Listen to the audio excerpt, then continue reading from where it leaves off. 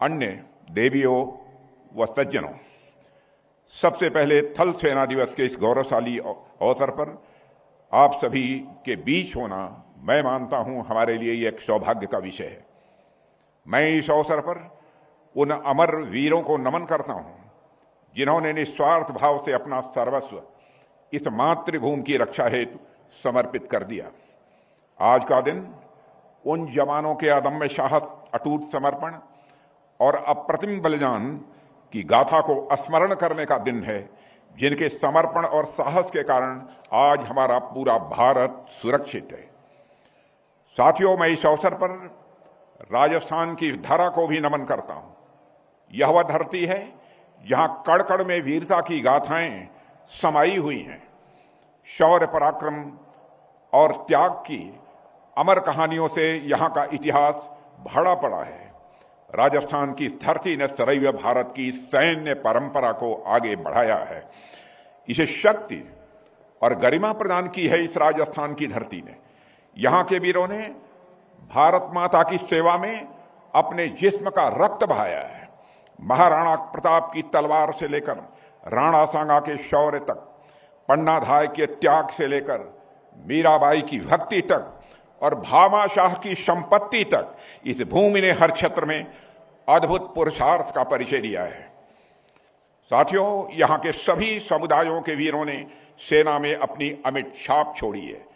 आज भी राजस्थान के अनगिनत युवा सेना के विभिन्न रेजिमेंट्स में सेवारत हैं और देश की सीमाओं पर अपनी जान की बाजी लगाए हुए हैं।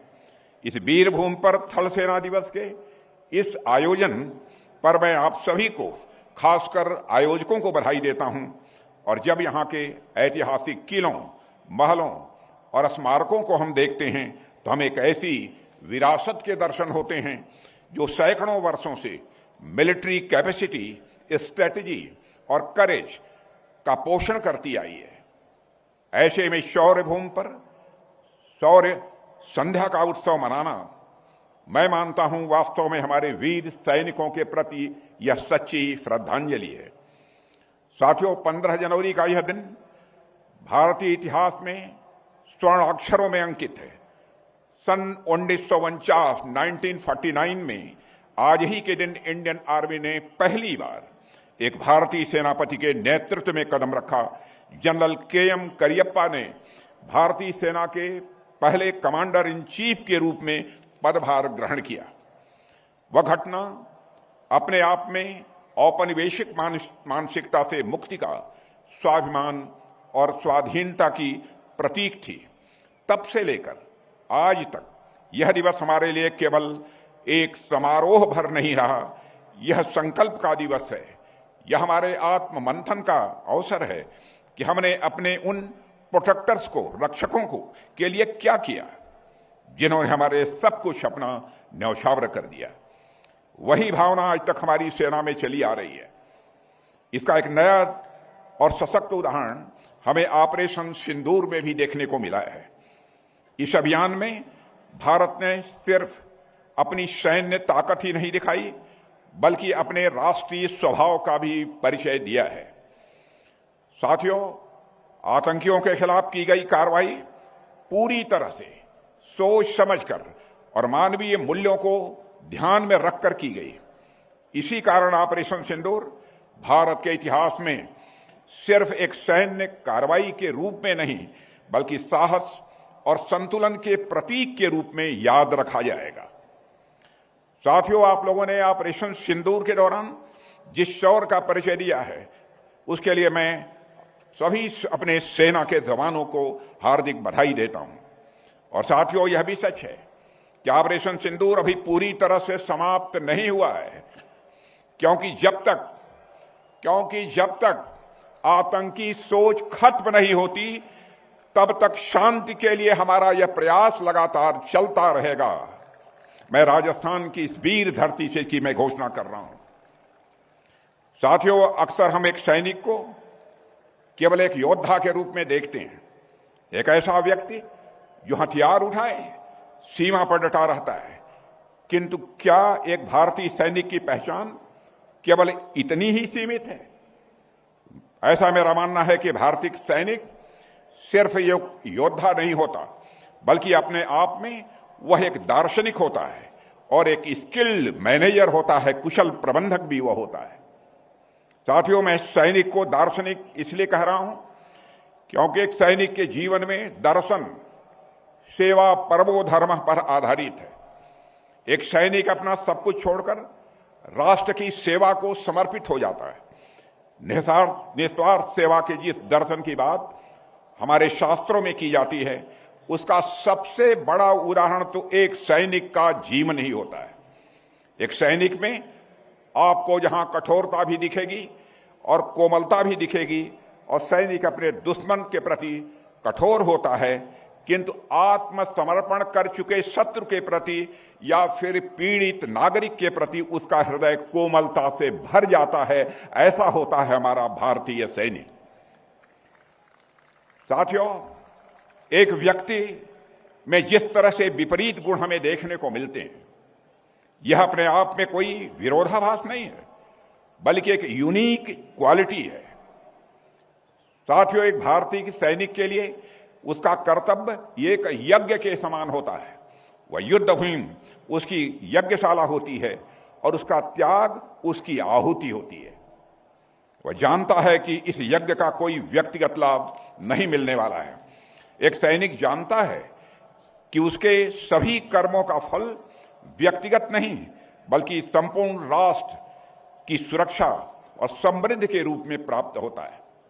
और यह निस्वार्थ सेवा का वह उच्चतम आदर्श है जिसकी परिकल्पना हमारे ऋषियों और मनीषियों ने की थी। मुझे लगता है कि देश के सभी नागरिकों को, विशेषकर हमारे नौजवानों को, हमारे सैनिकों से राष्ट्र की निस्वार्थ सेवा का यह गुण सीखना चाहिए। साथियों, दार्शनिक के अलावा मैं सैनिक को एक कुशल प्रबंधक, एक स्किल्ड मैनेजर भी मानता हूं। ऐसा इसलिए क्योंकि सैनिक का संबंध सिर्फ युद्ध से नहीं होता। युद्ध तो बहुत रेयर देखने को मिलता है, कभी कभी देखने को मिलता है, लेकिन युद्ध की तैयारी यह रोजमर्रा की चीज होती है। आप देखिए, कोई भी साधारण युवा जब सेना में प्रवेश करता है तो उसके अंदर किस तरह से रेडिकल चेंजेज हमको देखने को मिलते हैं। सेना में उसे सिखाया जाता है कि स्वयं के लिए जीना क्या होता है और देश के लिए जीना क्या होता है, दोनों में अंतर क्या होता है, यह उसे सिखाया जाता है। उसे समय का महत्व समझाया जाता है कि एक सेकंड की देरी भी कभी कभी असंख्य लोगों के जीवन को दांव पर लगा सकती है। उसे शारीरिक कष्ट सहने की क्षमता विकसित करनी होती है, चाहे गर्मी हो, चाहे सर्दी हो, चाहे बर्फ हो, चाहे रेगिस्तान जैसी रेगिस्तान हो, उसे हर परिस्थिति में खुद को ढालना होता है। ऐसा होता है हमारा बहादुर भारत का सैनिक। साथियों, इन सबसे भी महत्वपूर्ण बात, उसे टीम वर्क सिखाया जाता है। और यह मेरा सौभाग्य है कि एक रक्षा मंत्री के रूप में मुझे सेना को बेहद नजदीकी से देखने का और ऑब्जर्व करने का अवसर भी मिला है। और मैंने हमेशा देखा है, सेना में मैं नहीं बल्कि हम होता है। यहां पर्सनल कुछ नहीं होता, यहां व्यक्तिगत कुछ नहीं होता, यहां सब कुछ सेना का होता है। कोई भी निर्णय व्यक्तिगत नहीं होता, कोई भी जीत व्यक्तिगत नहीं होती, सब कुछ सामूहिक होती है। सही मायने में सेना की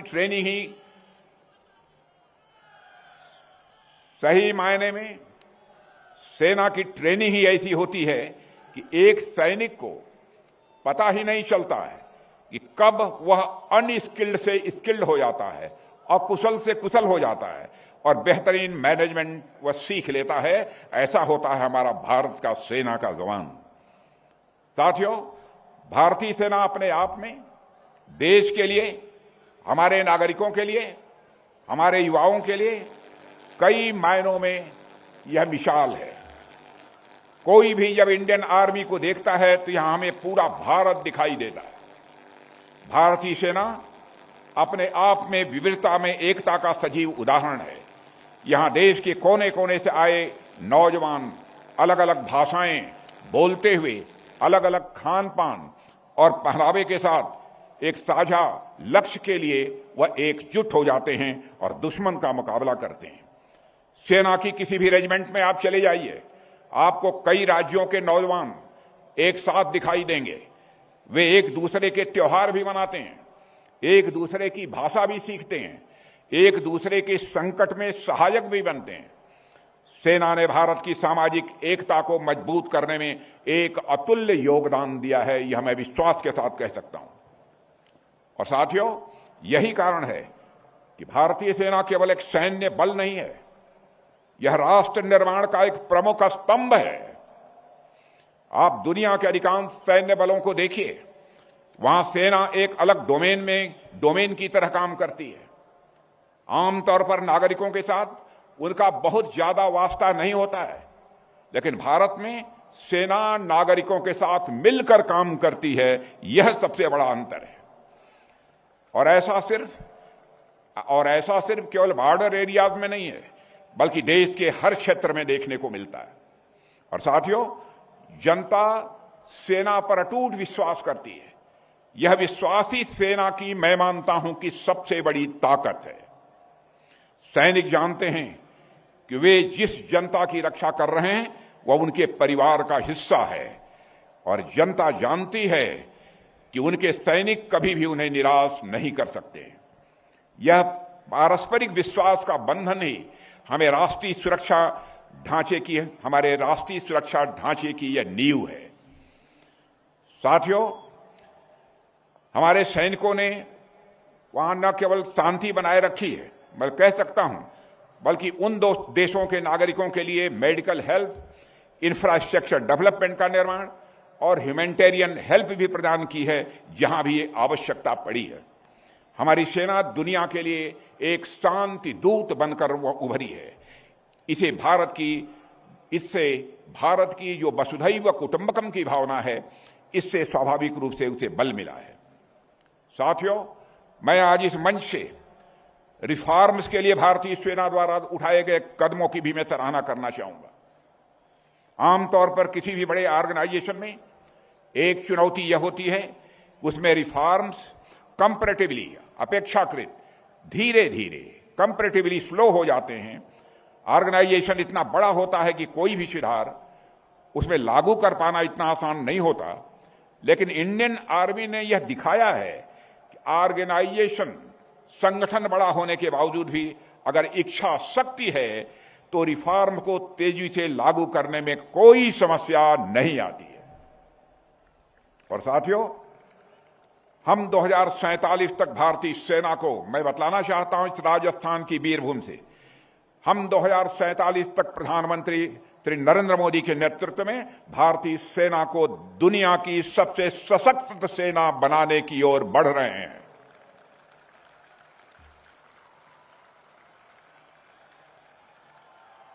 और इसके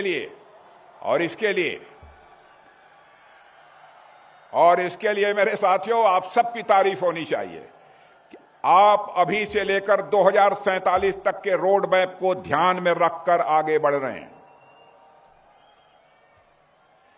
साथियों, इस समय हमारे आसपास दुनिया की जो स्थिति चल रही है उससे हम सभी वाकिफ हैं।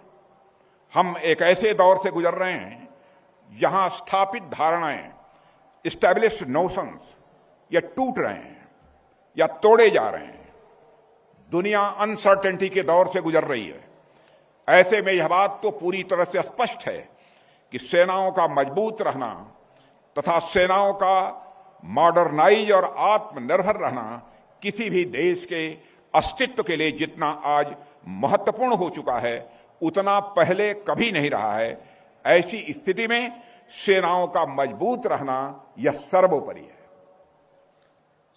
दूसरी ओर जो इंटर सर्विसेज लिंकेजेज हैं, उनको भी लगातार मजबूत करना होगा मेरे साथियों, क्योंकि जैसे युद्ध के डायमेंशंस का विस्तार हो रहा है, उसे देखते हुए अब कुछ भी अप्रत्याशित, अनएक्सपेक्टेड नहीं रह गया है।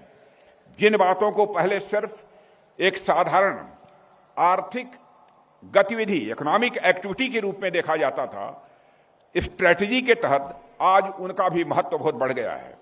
हमारी सेनाएं हमारी प्राइमरी स्ट्रेंथ हैं, हमारी प्राथमिक ताकत हैं। इसलिए आपका सबके साथ फॉरवर्ड लुकअप कोलैबोरेशन यह आवश्यक है। और साथियों, हमने सेनाओं में महिलाओं की भूमिका को बढ़ाने में भी कई सकारात्मक प्रयास किए हैं। पारंपरिक रूप से महिलाओं को सेनाओं में सपोर्ट आर्म्स के रूप में बहाल किया जाता रहा है पहले, लेकिन प्रधानमंत्री जी का यह विजन रहा है कि महिलाओं की भूमिका को बढ़ाया जाए। इसलिए धीरे धीरे हमने इस दिशा में कदम उठाया है। मैं समझता हूं कि राजस्थान वासियों के द्वारा इसका स्वागत किया जाना चाहिए। लेकिन जितनी तेज तालियां होनी चाहिए उतनी तेज तालियां नहीं हुई महिलाओं के नाम पर। नारी सम्मान यह राजस्थान की परंपरा रही है। इसलिए धीरे धीरे मेरे साथियों, धीरे धीरे हमने इस दिशा में भी कदम उठाए हैं। धीरे धीरे इस दिशा में भी हमने कदम उठाए हैं। आर्मी में हमने 60 सर्विस कमीशन से कमीशन्ड महिलाओं को परमानेंट कमीशन में कन्वर्ट करने का प्रोविजन कर दिया है और जेंडर इक्वलिटी के एक बड़े मुद्दे को दूर किया है। नेशनल डिफेंस एकेडमी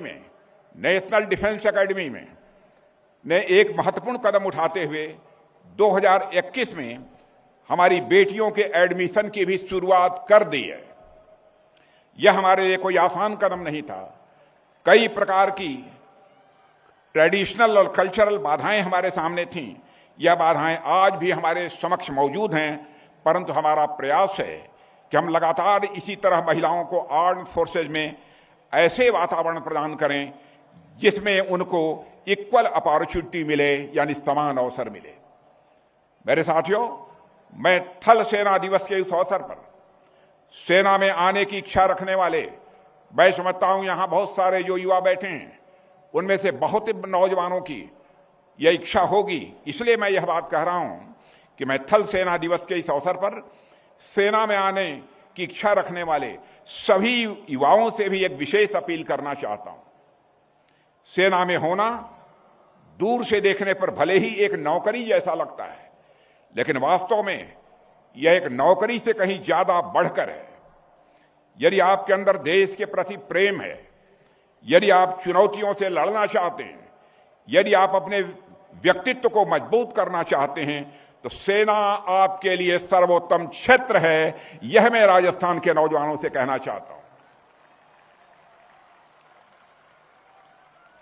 और मेरे साथियों, सेना में जाने के लिए केवल शारीरिक बल ही पर्याप्त नहीं है। मेंटल कैपेसिटी, मानसिक क्षमता, मॉरल करेज, नैतिक साहस, डिसीजन मेकिंग एबिलिटी, निर्णय लेने की योग्यता, क्षमता और लीडरशिप या नेतृत्व जैसे गुणों की भी आवश्यकता होती है। और इन सारी चीजों को मैं देखता हूं तो मैं कह सकता हूं कि राजस्थान के नौजवानों में यह सारी चीजें मुझे देखने को मिलती हैं। और आप इन गुणों को विकसित करें। आप सभी अपने शिक्षा पर भी ध्यान दें, खेलों में भाग लें, लेकिन अनुशासन में रहें। देश के प्रति अपनी जिम्मेदारी को आप समझें।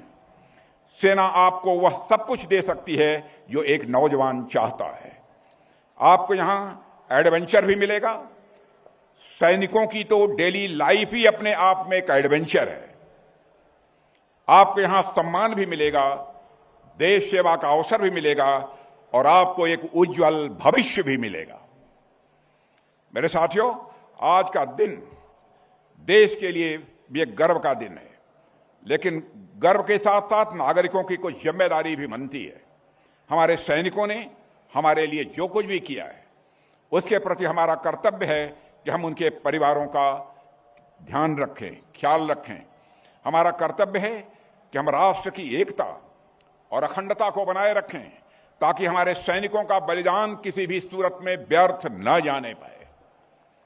हमारा कर्तव्य है कि हम देश की प्रगति में योगदान दें, क्योंकि एक समृद्ध और शक्तिशाली राष्ट्र ही अपनी सेना को सबल बना सकता है।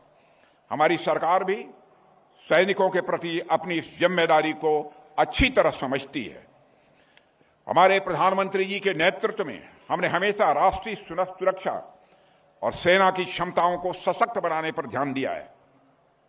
आमतौर पर किसी भी गवर्नमेंट एक्सपेंडिचर से पहले, सरकारी खर्च से पहले कई लेवल्स पर यह परखा जाता है कि जो संसाधन की रिसोर्सेज की आवश्यकता क्यों है, उसका उपयोग कहां होगा और कितना आवश्यक है।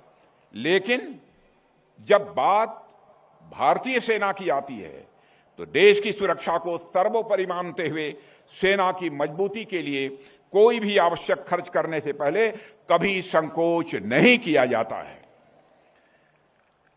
हमारी प्रतिबद्धता, हमारा कमिटमेंट केवल वर्तमान में सेवारत जवानों तक ही सीमित नहीं है, बल्कि उन वेटरन्स तक भी उतनी ही गहरी है जिन्होंने अपने जीवन के अमूल्य वर्ष राष्ट्र की सेवा को समर्पित किए। जो कुछ भी सरकार हमारे वेटरन्स के लिए करती है, मैं समझता हूं कि वेटरन्स के ऊपर कोई एहसान नहीं है, बल्कि सरकार अपने कर्तव्य का, अपनी जिम्मेदारी का वह निर्वाह करती है। मेरे बहनों भाइयों, साथियों, आज का दिन अपने आप में एक विशेष महत्व रखता है। आज 15 जनवरी को हम भारतीय थल सेना दिवस मना रहे हैं और ठीक एक दिन पहले 14 जनवरी को हमने वेटरन्स डे मनाया। कल ही अपने सारे वरिष्ठ वेटरन्स को बड़ी संख्या में मैंने दिल्ली में ही संबोधित किया था। उनसे मिलकर मुझे अनुकूल संवेदना हुई है, बेहद खुशी हुई है। आज भी भले ही उनकी आयु 75 और 80 की हो गई होगी, लेकिन साथ जवानी में जो उनका हौसला था, आज भी इस उम्र में भी उनका हौसला उसी तरह कायम है। साथियों, आज यह दोनों भारतीय थल सेना दिवस और वेटरन डे जो 14-15, यह बिल्कुल एक दिन के अंतर पर हैं। यह केवल एक संयोग नहीं है, बल्कि यह दिखाता है कि हमारे लिए वर्तमान में सीमा पर तैनात सैनिक जितने महत्वपूर्ण हैं, उतने ही महत्वपूर्ण वे हमारे वेटरन्स भी हैं जिन्होंने अतीत में देश की रक्षा की जिम्मेदारी निभाई है। साथियों, हम ईश्वर से यही प्रार्थना करते हैं कि वह हमें यह सामर्थ्य प्रदान करे कि हम हर परिस्थिति में अपने सैनिकों और वेटरन्स के हित में निरंतर कार्य करते रहें। अंत में मैं आप सभी को एक बार फिर भारतीय थल सेना दिवस की हार्दिक शुभकामनाएं देता हूं और आशा करता हूं कि हम इसी तरह से मिलकर राष्ट्र के विकास के लिए काम करते रहेंगे। आपने मुझे अपने बीच आमंत्रित किया, इसके लिए मैं आभार व्यक्त करते हुए यहीं अपनी बात समाप्त करता हूं।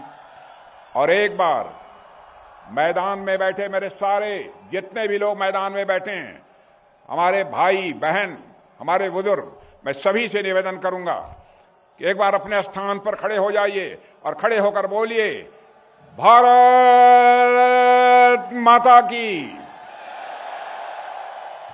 और तेज आवाज आने चाहिए, राजस्थान की धरती है। बोलिए, भारत माता की, भारत माता की।